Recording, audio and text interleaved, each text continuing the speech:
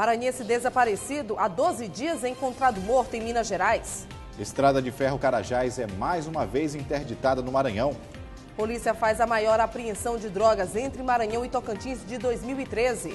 Confirmado protesto de militares maranhenses a favor da PEC 300.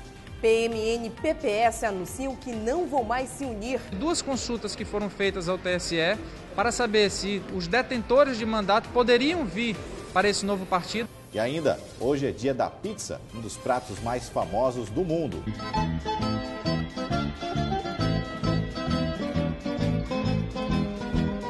Tudo isso e muito mais. Agora, no Maranhão acontece.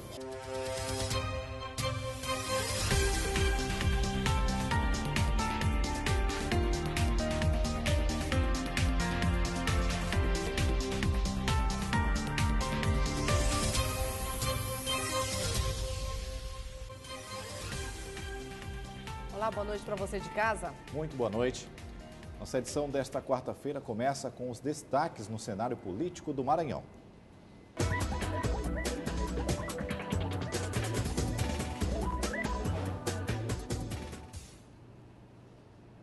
Hoje, a classe dos enfermeiros realizou uma manifestação que bloqueou o trânsito no Renascença e no Coafuma. A categoria reivindica a jornada de trabalho semanal de 30 horas e, com faixas e cartazes, foram para a sessão da Assembleia cobrar uma resposta dos parlamentares. Na porta da Secretaria Municipal de Saúde, técnicos de enfermagem foram protestar por mais segurança e trabalho e reajuste salarial de 12%. Ainda pela manhã, um grupo de trabalhadores da enfermagem foi ao plenário da Assembleia Legislativa para reivindicar a aprovação do projeto de lei da deputada Valéria Macedo, que trata da jornada de trabalho da categoria. De acordo com o projeto, enfermeiros, técnicos e auxiliares passam a trabalhar apenas 30 horas semanais, ou seja, 6 horas por dia, de segunda a sexta. A deputada, que também é enfermeira, explica o que defende o projeto 159/2011. Nós fizemos um projeto de lei que levou o número 159/2011, que trata do piso salarial dos enfermeiros, auxiliares e técnicos no âmbito do Estado do Maranhão e trata também da carga horária das 30 horas no âmbito do Estado do Maranhão para esta categoria. Ele foi aprovado pela Comissão de Constituição e Justiça, veio ao plenário da Assembleia, foi aprovado pela grande maioria dos deputados presentes, é claro que tem que ter a maioria no plenário para aprovar o projeto, e ele foi para a sanção da governadora. Infelizmente foi vetado pelo governo, pela governadora. No ano passado, 22 deputados aprovaram o projeto de lei, mas ele foi derrubado pelo governo do estado. Agora, os trabalhadores da enfermagem lutam pela derrubada do veto. Nós queremos o veto dos legisladores para que esse projeto de lei passe. A enfermagem tem várias reivindicações, piso salarial, condições de trabalho dignas, um repouso, mas nesse momento agora, a nossa pauta maior são as 30 horas para a enfermagem maranhense para o estado do Maranhão. Hoje cedo, no centro da cidade, técnicos de enfermagem que trabalham na rede municipal de saúde também realizaram uma manifestação. Eles reivindicam melhores condições de trabalho e reajuste salarial de 12% para profissionais concursados e contratados. O salário está achatado, não tem nenhuma condição de serviço, de prestar serviço à população de São Luís. Por quê? Por falta de remédio, por falta de todos o que um hospital precisa para funcionar, para dar um bem-estar à população de São Luís. Outra reivindicação da categoria é a melhoria na segurança dos hospitais públicos, principalmente quando presos de justiça são encaminhados ao Socorrão 2. Os profissionais da saúde alegam que ficam receosos quando estão no atendimento aos detentos. Já houve fuga de preso, resgate de preso ali dentro, entendeu? Então, para a gente é inseguro trabalhar no hospital onde a demanda de preso é muito grande. Eles vão para atendimento de urgência, de emergência, ambulatorial, todo tipo de atendimento é feito dentro do Socorrão 2, que não deveria ser. Ali seria só para emergência, no caso do baleado, no faqueado. Ainda na manhã de hoje, os profissionais da saúde estiveram com o prefeito Edivaldo Holanda Júnior, que determinou a criação de uma mesa permanente de discussão para assegurar à categoria o acompanhamento das ações que vão ser executadas nos próximos meses pela saúde municipal. E durante a sessão da Casa Parlamentar, os deputados do PMN e do PPS falaram sobre o processo de fusão dos dois partidos. Não houve consolidação e a presidência das legendas retorna aos respectivos líderes. Na Câmara Municipal, o assunto foi mais uma vez a CPI do Bom Peixe. A comissão quer finalizar o processo e encaminhar o mais breve possível para o Ministério Público e para a Polícia Federal. O giro de notícias da política com o Joelson Braga. Olá. Hoje, na Assembleia Legislativa, o discurso do deputado Eduardo Braide pegou todos de surpresa. É que a tão falada fusão entre o PMN e o PPS, que resultaria no MD, não mais vai acontecer. E o deputado conversou comigo e explicou os motivos.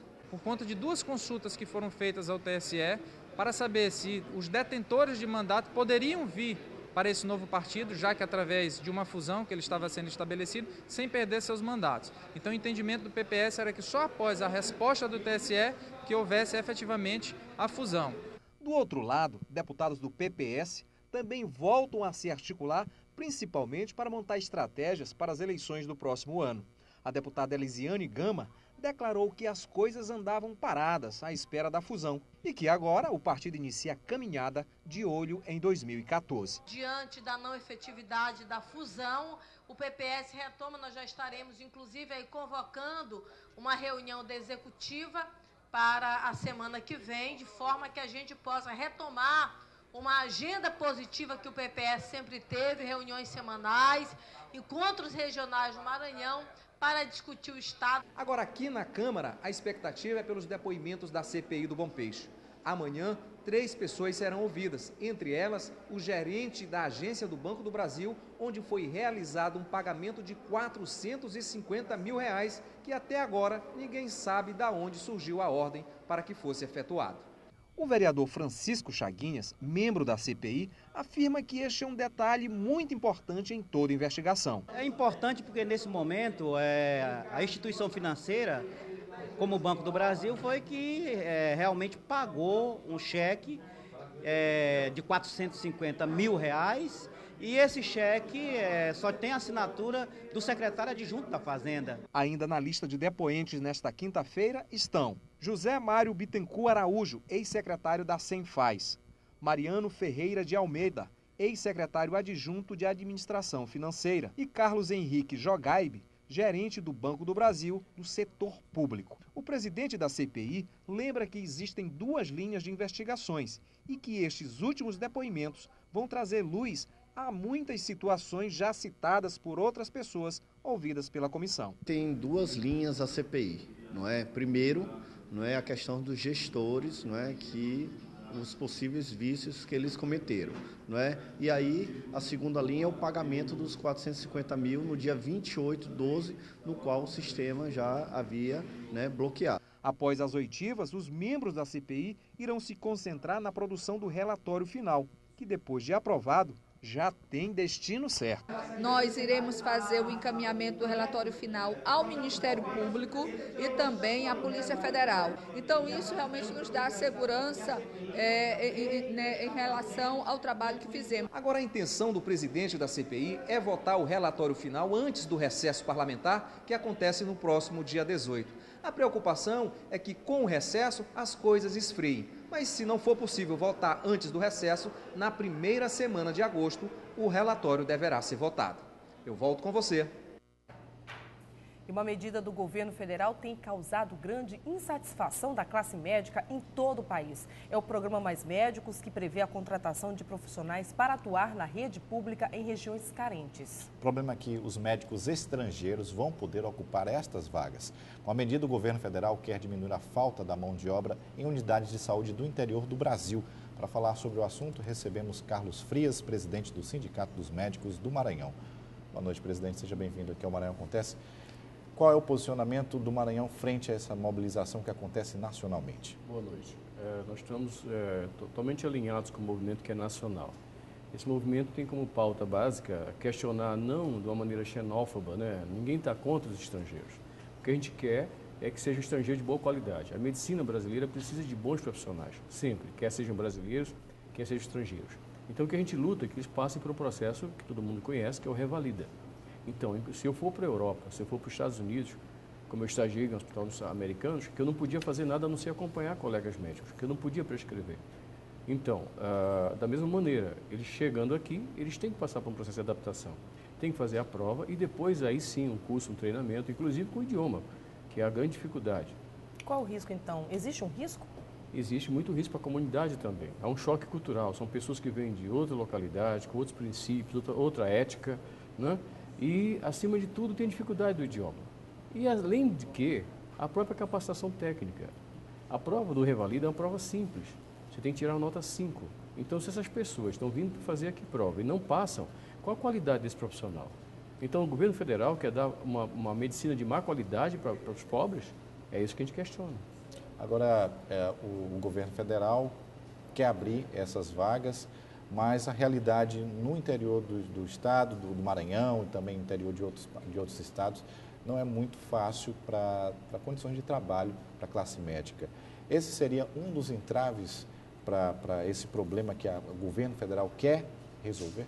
Esse é o principal entrave. Nós achamos que o governo federal, pressionado pelo movimento das ruas, está criando factoides, que, ou seja, querendo, vamos dizer assim, da maneira eleitoreira, da maneira apressada, sem reflexão, trazer uma solução imediatista para uma questão que não é essa. Até falamos, infelizmente, não somos só nós, os médicos, que vamos reverter as condições de má qualidade da saúde pública do Brasil.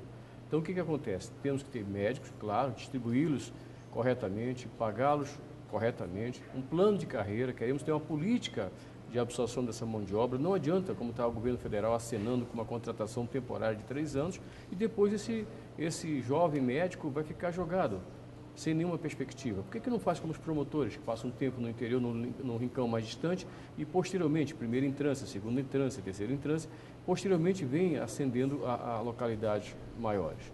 Então a gente está questionando essa maneira, vamos dizer assim, eu diria que até fascista, de uma maneira totalmente irreflexiva, que o governo federal faz, tentando, vamos dizer assim, enganar a população, trazendo um factoide de contratação de médicos estrangeiros. Essas seriam algumas soluções em relação à falta de estrutura, que a gente sabe que no interior do estado, até a questão do deslocamento dos médicos, a dificuldade de acesso, não só da população, mas também da equipe médica. Como é que é essa questão? Qual seria, então, a solução para esse problema, principalmente aqui no Maranhão, que o estado é bastante amplo, né? São vários municípios, longos. Eu acho que há muita chance de reflexão. Eu acho que a possibilidade de colocar consórcios, municípios, nós já colocamos isso, a Federação Nacional dos Médicos, que congrega todos os sindicatos, já acenou com essa possibilidade. Uma política de carreira médica, que é o que eu coloquei para vocês, o médico ele tem que ter uma perspectiva de crescimento, né? Você tem que ter estímulo para aquele profissional médico, que ele se mantenha atualizado, educação médica continuada, isso é fundamental. O que nos move é justamente o compromisso com a sociedade, o engajamento social que nós temos, e a nossa categoria, felizmente, ainda tem. Tá? E, além disso, a possibilidade de uma ascensão de carreira, uma ascensão profissional. Então, juntar pequenos municípios, consórcios, não mandar um médico isoladamente, que a andorinha só não faz verão, reunir 4, 5 profissionais para cada grupo de municípios, colocando áreas prioritárias, como, por exemplo, ortopedia, cirurgia geral, pediatria, toco-ginecologia e o sanitarista. A estratégia de saúde da família, ela tem acenado como uma grande possibilidade, um grande caminho. Então, basta parar, pensar, consultar as bases. O que a gente quer é participar junto do governo dessa decisão. Discutir, estamos aqui abertos à negociação. Agora, nesse momento, acontece uma reunião com a classe dos médicos, eles estão definindo exatamente o quê?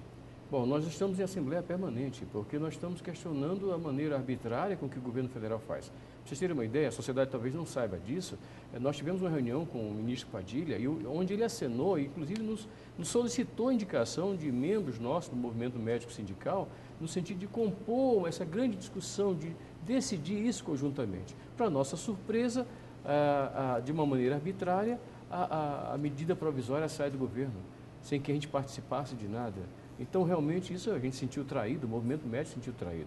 De forma que amanhã nós vamos ter uma Assembleia Nacional em Brasília, todos os presidentes sindicatos médicos do Brasil foram convocados, estaremos lá e teremos um embate. Nós estamos prevendo uma paralisação geral. Não queremos inviabilizar o país, eu acho que não é esse o momento. Nós temos uma visão social e política favorável a que esse país se mantenha estável. Mas o movimento das ruas, a sociedade está falando a mesma coisa que o movimento médico. Então, a gente acha que a comunidade já não está mais, vamos dizer assim, alienada. Então, a categoria médica também está junto com a comunidade. Okay. A gente agradece, então, Carlos Frias, presidente do Sindicato dos Médicos do Maranhão. Muito obrigado, doutor. Muito obrigado, estaremos à disposição sempre que precisar. Boa noite, obrigado. E a seguir, Estrada de Ferro Carajás é interditada mais uma vez pelos índios. E ainda maranhense desaparecido é encontrado morto em Minas Gerais. Nós voltamos em instantes.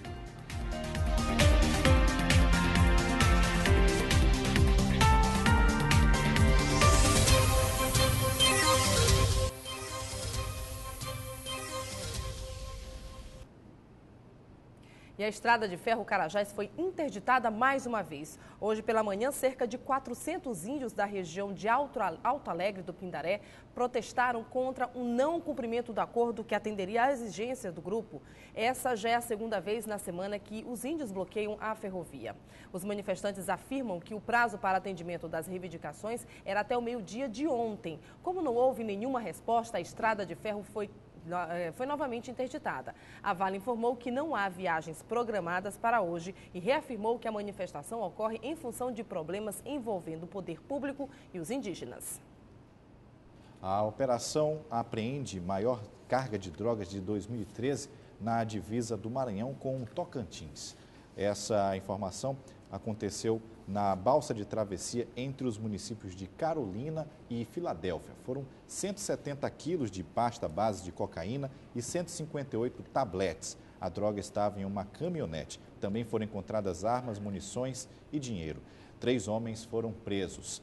A prisão aconteceu depois de uma investigação da Polícia Federal que informou a Polícia Militar sobre a rota dos traficantes. Os acusados chegaram a oferecer R$5 mil para que fossem liberados. E o corpo do engenheiro maranhense Silvio Xavier Júnior foi encontrado em Minas Gerais. Ele estava desaparecido desde o dia 28 de junho. O suspeito de ter cometido o crime será apresentado em Belo Horizonte. O corpo do engenheiro foi encontrado na madrugada de hoje, na Mata das Abóboras de Belo Horizonte. Silvio Xavier embarcou na rodoviária do Rio de Janeiro com destino a Belo Horizonte, onde resolveria assuntos profissionais. Já existe um suspeito do crime que deve ser apresentado nas próximas horas pela polícia. A investigação agora é para descobrir o motivo do homicídio. E agora o assustador número de assaltos a ônibus na capital. Os números já superam mais de 100% os registros de assaltos. Este ano, só nos primeiros 6 meses, os coletivos foram mais de 300 vezes cenários da ação de bandidos.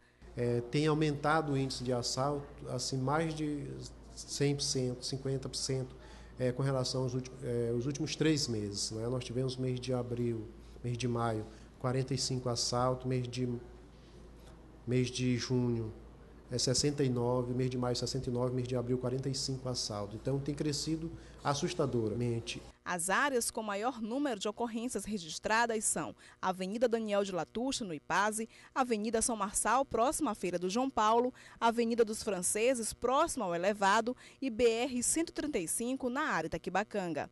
Nas imagens cedidas pelo Sindicato das Empresas de Transportes, dá para ver a audácia dos assaltantes. Em poucos minutos, a renda da viagem e os pertences dos passageiros são levados. O superintendente do SET afirma que vai agendar uma nova reunião com o comando da Polícia Militar para tratar da falta de segurança dos rodoviários. Nós procuraremos os sindicatos rodoviários e, junto com eles, nós vamos à procura do comando da Polícia Militar para a gente ter uma reunião para tratar especificamente desse assunto, ver em que nossos mecanismos podem ajudar a polícia a diminuir esses casos de assaltos a ônibus. Amanhã, os rodoviários vão participar de uma paralisação nacional dos movimentos sindicais, onde vão reivindicar mais segurança dentro dos coletivos. O Maranhão não pode ficar de fora, os trabalhadores rodoviários estamos sentindo na pele com relação a essa questão da insegurança no trabalho, as condições de trabalho também para os motoristas, onde a frota está envelhecida. Então, nós temos aderir a esse movimento, a nova central está à frente e nós vamos estar apoiando aos trabalhadores como um todo. Veja no próximo bloco, o relatório aponta o número de usuários de crack na capital maranhense. E ainda a classe empresarial do Maranhão entrega manifesto a prefeito de São Luís. E a gente volta em instantes.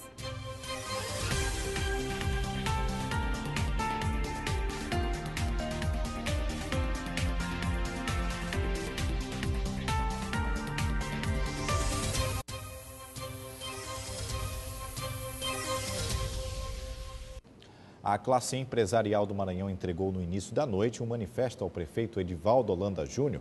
O documento visa obter do gestor público municipal maior empenho na resolução dos problemas reivindicados pelos manifestantes em São Luís. O repórter Jairo Martins tem mais informações.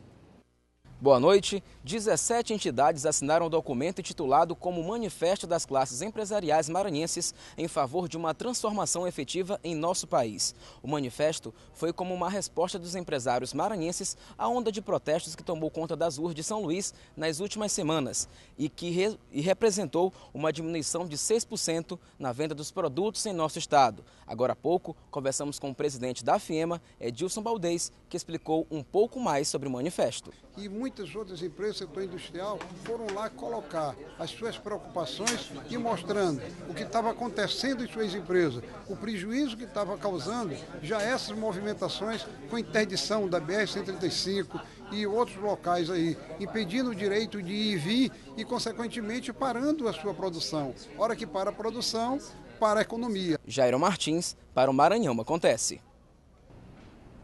E estudo feito pelo Centro de Atenção Psicossocial aponta um aumento no número de usuários de crack em São Luís. O levantamento vai ajudar a intensificar as ações de orientação e combate à droga nas chamadas cracolândias. Quase 2.700 casos somente entre os meses de janeiro a julho em São Luís. 9 dos bairros apresentaram mais casos de dependência química para o crack, além de chamarem atenção por uma quantidade excessiva de atendimentos em um curto prazo de tempo, realizados no mesmo local mais de 2 vezes. Antigamente a gente podia dizer que tinha uma cracolândia só, o João Paulo. Existem hoje várias cracolândias espalhadas na comunidade. De acordo com o nosso levantamento da polícia também, aumento do número de tráfico de drogas. Então tudo isso está vindo particularmente incidindo em cima do dependente químico. Entre os bairros estão Cidade Operária com 80 casos, São Cristóvão com 113, Coroadinho com 125 casos e João Paulo com mais de 100 casos. Também chama a atenção o fato de que São José de Ribamar apresenta 15% do total de atendimentos e Passo do Lumiar 10%. Segundo Marcelo Soares, diretor do CAPS, o estudo vai ajudar a aumentar as ações de orientação e combate ao crack nessas localidades, feitas em conjunto com o CAPS, comunidade e a polícia. Além dos dados, também é feita uma palestra aqui em uma igreja evangélica no bairro da Liberdade. O objetivo é trazer a discussão para dentro da comunidade. Só fazer ele parar de usar droga, só fazer ele abandonar um vício, não vai tirá-lo dessa situação. Tem que realmente dar ocupação, dar trabalho, fazer ele realmente voltar a ter autoestima e realmente a contribuir para a nossa economia, para o nosso Brasil. Patrícia é um exemplo de que é possível controlar a dependência. Após um longo período de luta contra o crack, hoje ela ajuda outras pessoas no CAPS. Muito difícil sair, né? É complicado pra caramba, porque a gente é desacreditado, né? Às vezes a família abandona. E eu, graças a Deus, a minha família nunca me abandonou, né? Segundo ela, o artesanato é uma fuga do vício. O que eu aprendi lá no CAPS AD, eu aprendi com a bijuteria lá, me ajudou muito na minha recuperação e hoje poder passar para eles, né? Poder estar passando tudo aquilo que eu aprendi, né? E isso eu devo, assim, a toda a equipe, né? A toda a equipe do CAPS, né? E a seguir começa o evento do movimento Hotspot em São Luís. E mais, hoje é dia da pizza. Nós voltamos em instantes.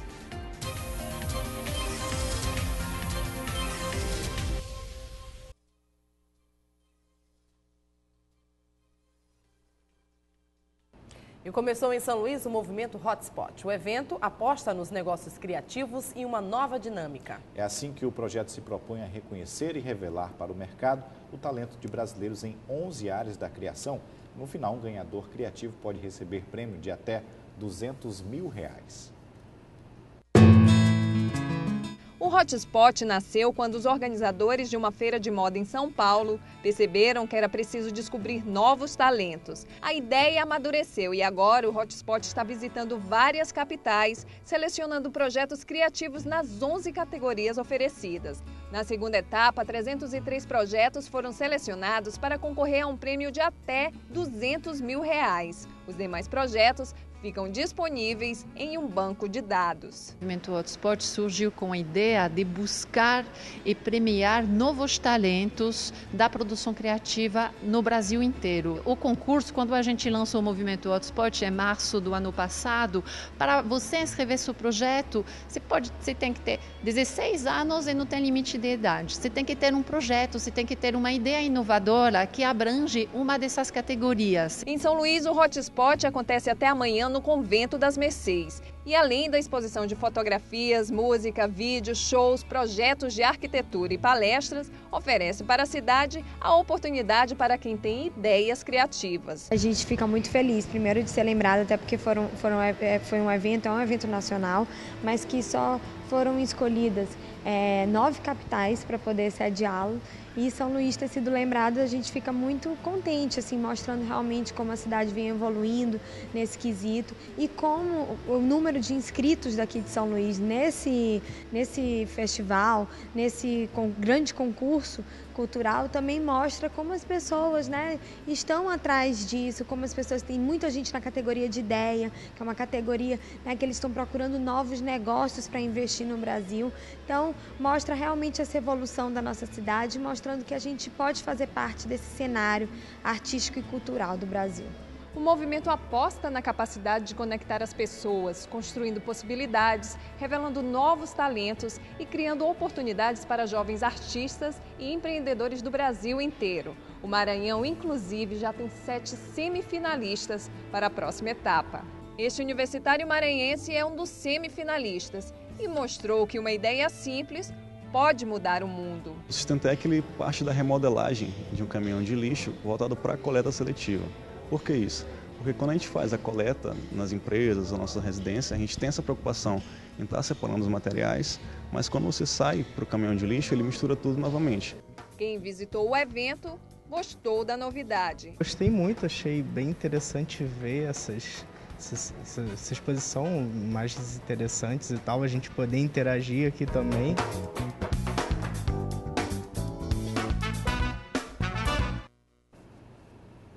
E hoje é o dia da pizza, e por que não comemorar a data saboreando dos pratos mais famosos em todo o mundo? Tradicionalmente italiana, a pizza ganhou todos os continentes, mas em cada lugar os ingredientes variam de acordo com a região.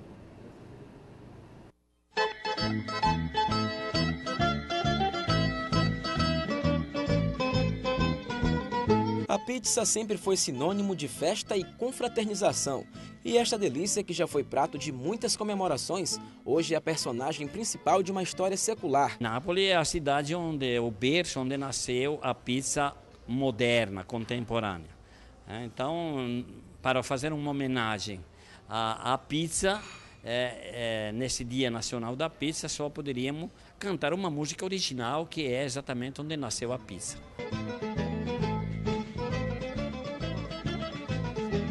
E esse carinho foi retribuído com a criação de uma pizza chamada Delícia do Mangue, que traz ingredientes da culinária maranhense, que fazem sucesso no Brasil e no mundo. Antigamente faziam festivais, agora há 3 anos que não estão fazendo mais, mas o último, em 2009 e 2010, nós quisemos participar. E aí reunir o pessoal, conversamos, uma das exigências era que fosse uma pizza regional, e disse, bom, como também em São Paulo se come pizza com camarão, vamos fazer com outro nosso ingrediente, que é tipicamente maranhense, e que é o caranguejo. E então, pronto, tudo bem. Ali começamos. Azeite de babaçu, vinagreira, tiquira. A receita da massa é um segredo que não pode ser revelado, mas iremos dar dicas importantes para você montar a sua pizza aí na sua casa. O primeiro passo é preparar a massa com trigo, fermento, água e azeite, ou mesmo optar por comprar a massa pronta em supermercados. Na hora de rechear a pizza, após abrir a massa, coloque uma camada generosa de molho de tomate e 200 gramas de queijo. Nesta pizza optamos em colocar 200 gramas de frango, que também pode ser substituído por fatias de calabresa ou mesmo por carne de sol desfiada. Logo após, ponha azeitonas, cebola a gosto e aquele toque especial com catupiry e azeite. E para finalizar, ponha algumas pitadas de orégano. e levar ao forno por cerca de 20 minutos. Enquanto esperávamos o resultado, perguntamos ao pizzaiolo Humberto qual seria o segredo para se fazer uma boa pizza. Seguramente os ingredientes são fundamentais. Uma boa dose de paciência. Tecnicamente é importante favorecer a formação do glúten, que é aquele que dá o sabor à pizza, a força da massa da pizza para que seja uma pizza saborosa, para que a massa fique resistente, mas leve ao mesmo tempo. Após alguns minutos de espera, não há uma forma mais gostosa de comemorar este dia tão especial que não seja comendo uma bela e deliciosa pizza.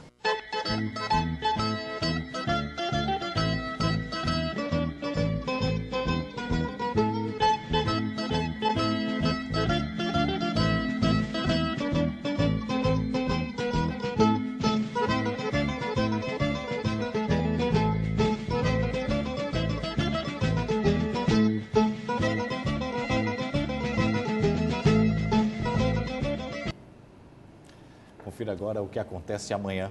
Campanha Sesc Semeando Saúde vai realizar a primeira ação educativa do mês de julho. Entre as atividades está o alerta para os sinais do câncer de pele, apresentando formas simples de prevenção, e a ação vai ser no Sesc Deodoro a partir de 10 horas da manhã.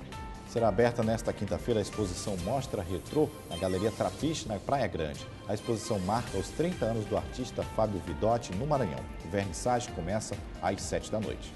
O Comando-Geral do Corpo de Bombeiros do Maranhão vai realizar a formatura dos aspirantes à 6ª turma da Academia de Bombeiros Militar Josué Montelo. A solenidade será às 7h30 da manhã no Bacanga. E assim a gente encerra a edição do Maranhão Acontece de hoje. Eu volto daqui a pouco no Dia News, às 11h30 da noite, com seu resumo de notícias do dia. Reveja as matérias dessa edição em nosso site, tvguará.com. Boa noite para você e até amanhã com as principais notícias do estado. TV Guará, diferente por natureza.